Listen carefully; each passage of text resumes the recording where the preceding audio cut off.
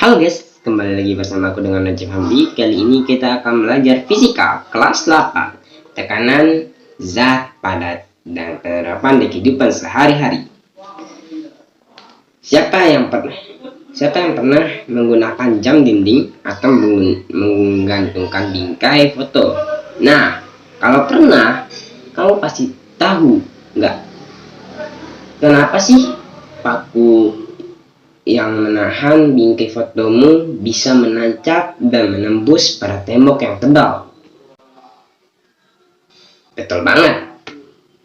Hal itu dikarenakan adanya tekanan pada paku. Tekanan adalah perbandingan antara jumlah gaya yang diberikan pada benda dengan luas permukaan benda. Jadi, ketika ujung paku yang memiliki permukaan runcing ditempelkan di dinding, kemudian gaya yang kamu berikan pada paku cukup besar, maka tekanan yang dihasilkan akan besar. Tekanan yang besar ini akan memuat dinding jadi berlubang. Ada pertanyaan menarik nih. Apa yang akan terjadi jika yang dipukul adalah bagian yang runcing? Apakah bagian datar pada paku dapat menembus tembok? Tentu tidak. Ya susah dong. Nggak akan bisa nembus. Well, that's right. Kamu bakal kesulitan untuk mendorong bagian datar pada paku tersebut bisa menembus tembok. Percaya deh, mau sekuat apapun kamu memukulnya, temboknya akan sulit untuk berlubang. Hal itu dikarenakan yang diberikan pada bagian runcing paku lebih besar dibandingkan bagian tekanan pada bagian datar yang menempel pada tembok. Kenapa ya?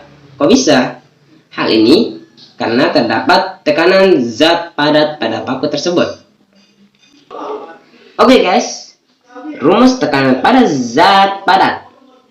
P sama dengan F per A, yaitu P tekanan atau Pascal, F gaya atau Newton, A adalah luas permukaan atau meter persegi. Seperti yang kita tahu, bagian ujung paku yang datar memiliki ukuran permukaan yang lebih besar dibandingkan dengan bagian ujung paku yang lebih kecil. Jika area mengecil, maka tekanan yang dihasilkan akan semakin besar. Dan ketika area membesar, maka tekanan yang dihasilkan akan mengecil. Maka, menggunakan paku untuk melubangi dinding dengan ujung yang runcing jauh lebih mudah dibandingkan menggunakan bagian datarnya. Hal ini dikarenakan luas permukaan bagian runcing lebih kecil daripada bagian datar, sehingga tekanan yang diberikan terhadap tembok akan lebih besar. Kalau masih bingung, kita lakukan percobaan yuk.